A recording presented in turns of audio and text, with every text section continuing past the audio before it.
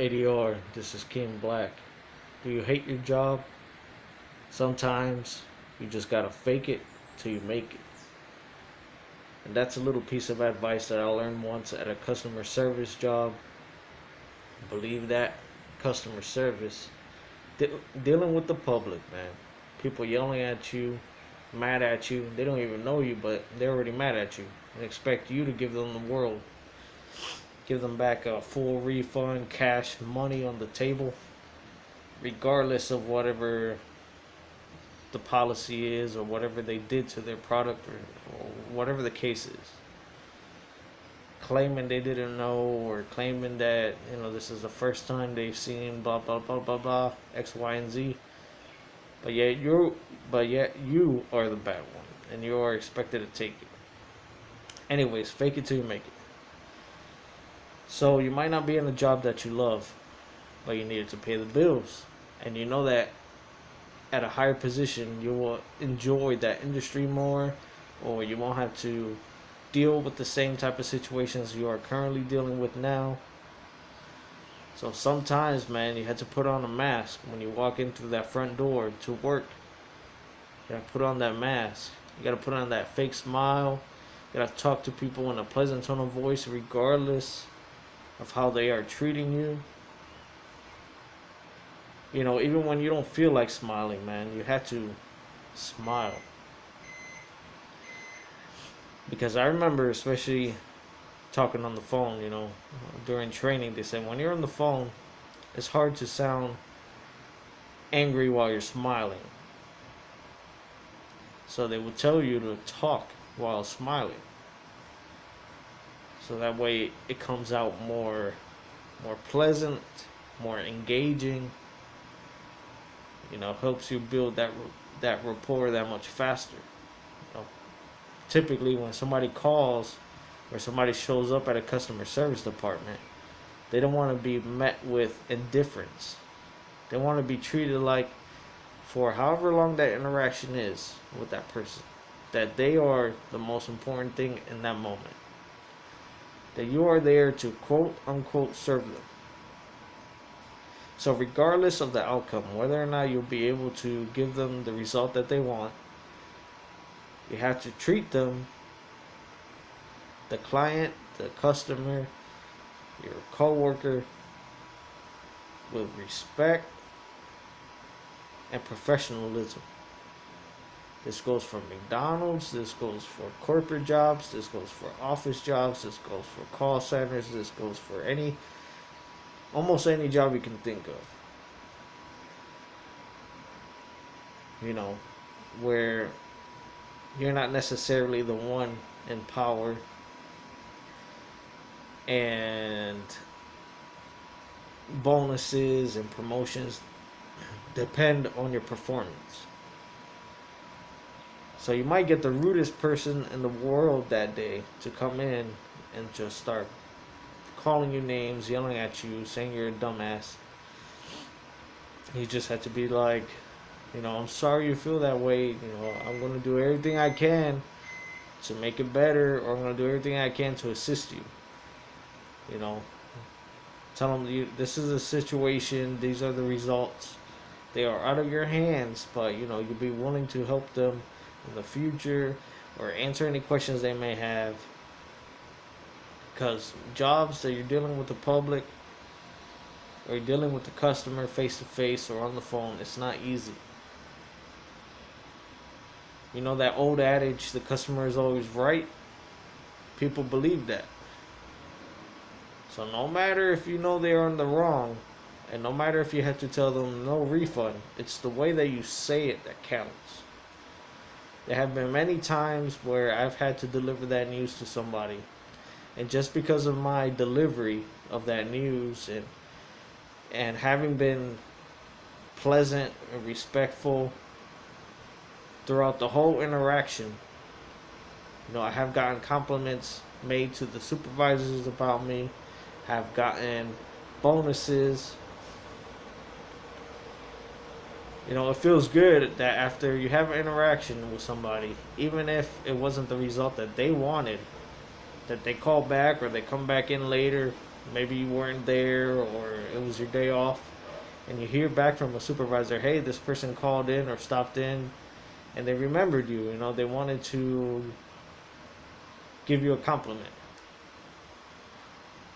You know, that right there puts you in the eyes of management. They see you, they recognize you. They already know that the job sucks or it's not easy. They know that sometimes these people are too hard to please. But when you get those same kinds of people giving you compliments for how you treated them, for the way you made them feel, even though they weren't satisfied with the result, if you couldn't give them a refund, if you couldn't take back a product, if they just had to suck it up, whatever the situation is. And though you may have felt like getting on their level, yelling back at them, or yelling expletives back at them, using profanity, you had to refrain from that. You had to put tape, metaphorically, on your mouth. You had to deep breath, and if you're face to face with them, don't literally take a deep breath, but in your mind, step back from the situation and handle it professionally. Try to remember that it is not personally with you with whom they are angry, but the company or whatever, the makers of whatever product or owners of whatever service. You know, your job is to facilitate while following whatever guidelines or rules you have at your job or workplace, and get the job done while delivering an exceptional level of service.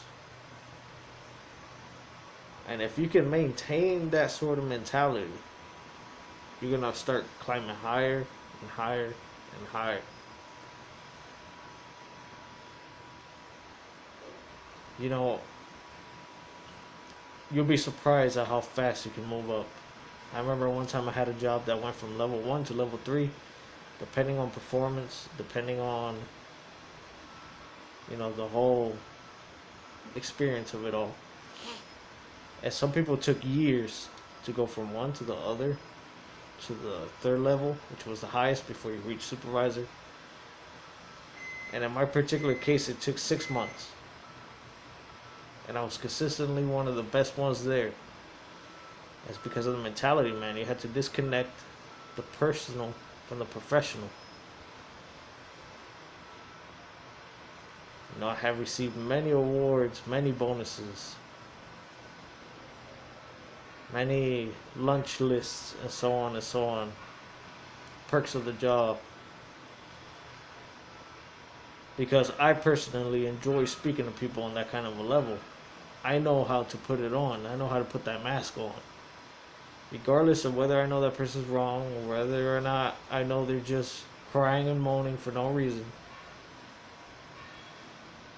But for that interaction, they don't know that. They don't know me. I don't know them on a personal level. But they felt like they were taken care of, and I took care of them to the best of my ability, regardless of whether they were right or wrong.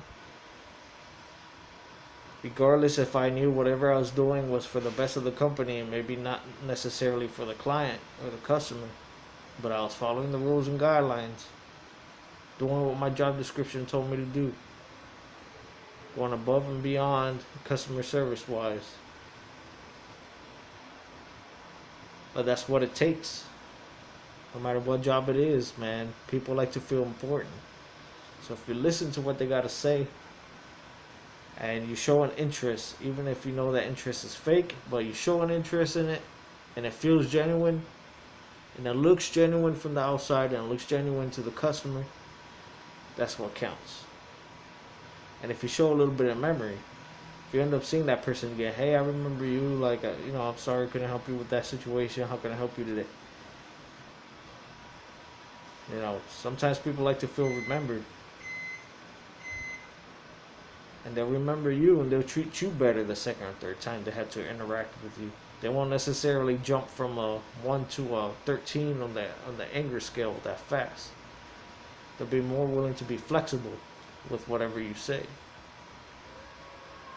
They will understand that whatever decision is handed out, it doesn't necessarily come from you.